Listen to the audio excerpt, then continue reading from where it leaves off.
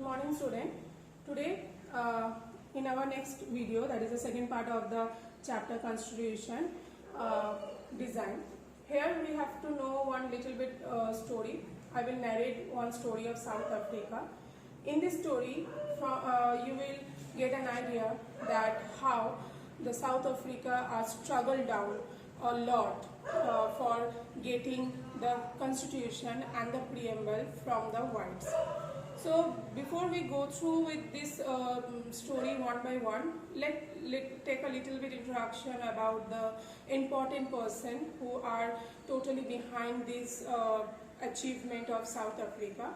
So let's see, that is the Nelson Mandela. You all know the Nelson Mandela because in class 6 chapter and discrimination of the racial in the South Africa, you all know that this name, that is the Nelson Mandela. So Nelson Mandela was imprisoned for 28 years into the prison for opposing the South Africa system. Now, who are others people, those who also give support to the Nelson Mandela? So Nelson Mandela and 7 other leaders in that timing, they were sentenced to life prisons. That means they were announced as live in a prison or in a jail for 28 years. Please remember that 28 years, up to 28 years, Nelson Mandela was behind the bar. Where they were kept at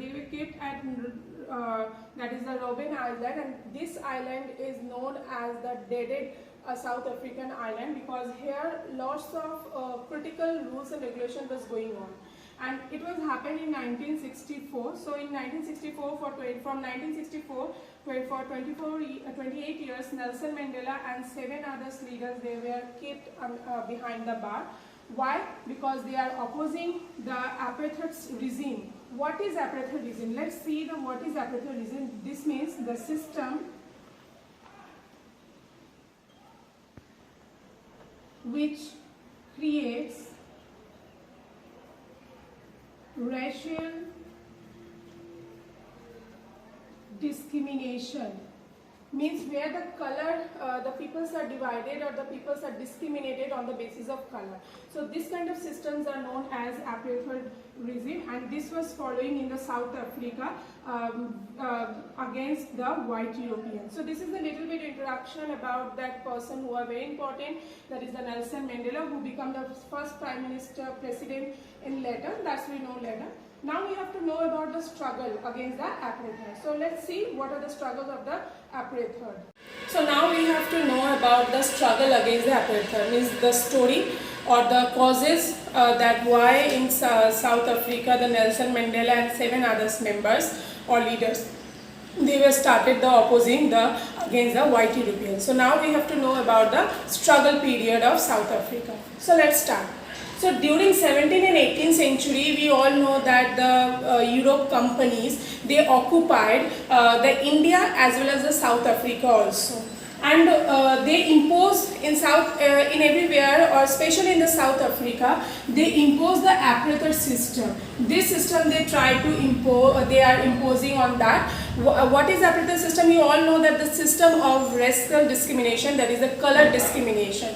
So they started with that upon the black people of the South Africa. So from there you get an idea that in 17th and 18th century, European companies take over India as well as the South Africa, and in South Africa they started imposing the apartheid system upon the black people of South Africa. And one more thing there, the things that happened that in the large number of the whites, that means they occupied both the country, India and South Africa, but large number of the peoples, of the white peoples, they are settled down in South Africa. So very few peoples are settled down in the India, but large of the peoples are settled down in the South Africa. And when they settle down over there and they becomes the local rulers, means right now they captured the black peoples, and they right now they in that timing they ruled out, they governed as a head of the or as a local ruler of the South Africa. They divided the peoples of the South Africa into some part, basically on the basis of skin color. because as they are using this system, that is the apartheid system, so basically they are divided the population of the South Africa into three parts, which I tell you later, but on the basis of the skin color. So the South African peoples are divided on the basis of skin color. Now next, what we already discussed, that the large number of peoples are settled down from the whites in South Africa, and they divided the peoples into according to the color base. Now they divided the whole country of South Africa into three parts, means the peoples are divided in the basis of three parts. That is, the first one is they divided the first group, that is the black people. Those who are the natives of South Africa, means those who are the origin people of the South Africa, they belong as a black people. Then they divided some people, those who are as a name of colored. Who are the colored peoples? Those who are migrated from India and settled down over there, or those who are in a mixed race, means those who are coming out from somewhere else, or where they get married with the black peoples, and they are generations, so they are known as the mixed race. So all the Indians migrated and mixed race peoples, they come under the group of colored. And the last one, that is the white one, who are the dominators or who are the rulers, which belongs to the European countries. So by these three ways they are divided the people of the population of the South Africa. Now the black and the colored people, the white peoples are always targeted the black one first and then the colored one. So both the people, black and colored people, they don't have a voting rights. Means they are not allowed to give the vote, because you know, whenever we give the vote, we are choosing our representatives, and according to our own choice we will observe the result of the governments, and then we choose our government, and that is not somehow are allowed by the whites, because the whites don't want it to replace their place from the local rulers. So for that reason they are not giving the voting rights. Then these black and colored people are known as the non-white. So basically there is a white peoples and there is a non-white peoples. Under the non-white peoples there is a one, that is a black, and another is colored one. So these two are called as the non-whites, and they are also known as the inferiors of the countries, means those who don't have any kind of rights, no powers in their hands. So this is how they are treated and divided the people of the South Africa.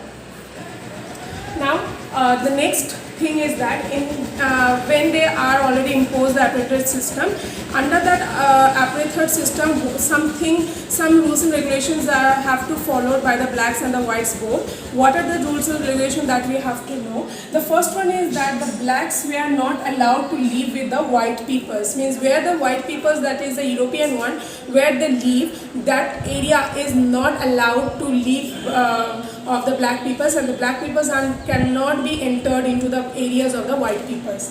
Next, with the permission only, the black peoples are only when they get permission by the white peoples to work with the white one, then only they can work in the area of the white peoples along with the permission of white peoples. Then the public facilities were separated between the white and the blacks. What is the public facilities? You all from class 8, you already knew about that public facilities. The school, colleges, hotels, restaurants, hospitals, public toilets, the public roads, buses, trains, everything. Every public facilities are somehow separated for the blacks and the white.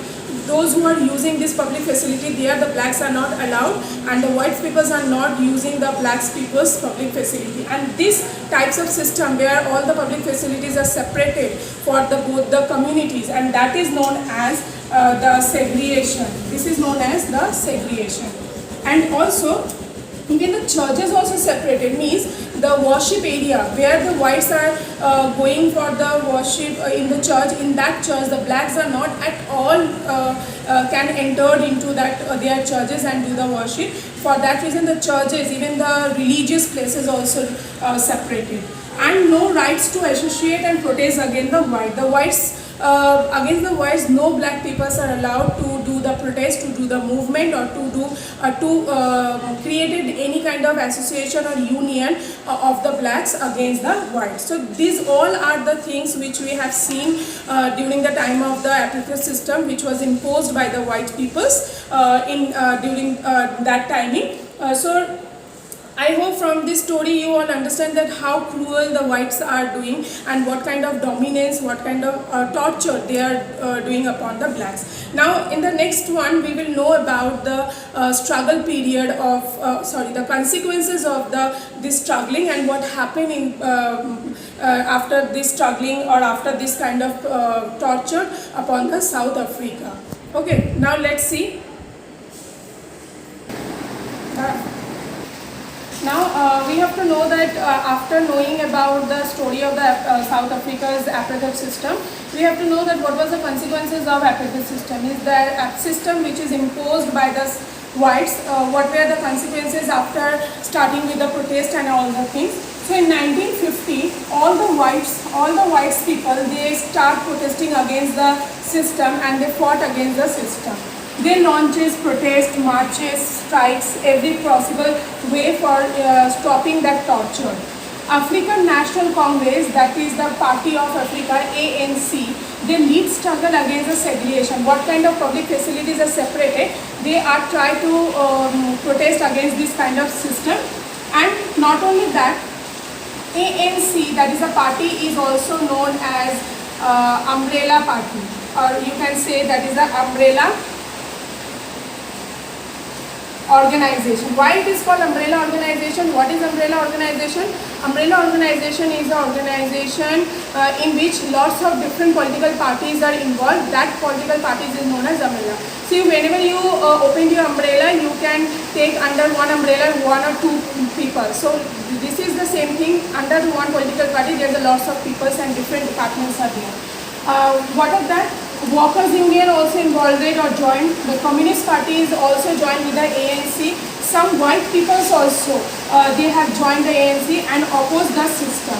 Not only that, along with this all kind of protests and all kind of problems, the whites continue with the dominance and tortured and killed many thousand black peoples also. They are killing so many peoples also. Now we have to know the next part, that is that towards a new constitution. And after this kind of constituencies, what will happen and how the new constitution South Africa will become up. Now we have to know that what was the new constitution's policies, and after the struggling period of lots of things, the consequences of forming the apartheid ANC. So we have to know here that towards the new constitution, what was the pathway towards the new constitution after this kind of lots of things. So the whites have thrown away the blacks from their rule. The ruling from the ruling areas, the blacks are not at all allowed, which is a little bit permission which is given previously, and now the whites are not giving at all.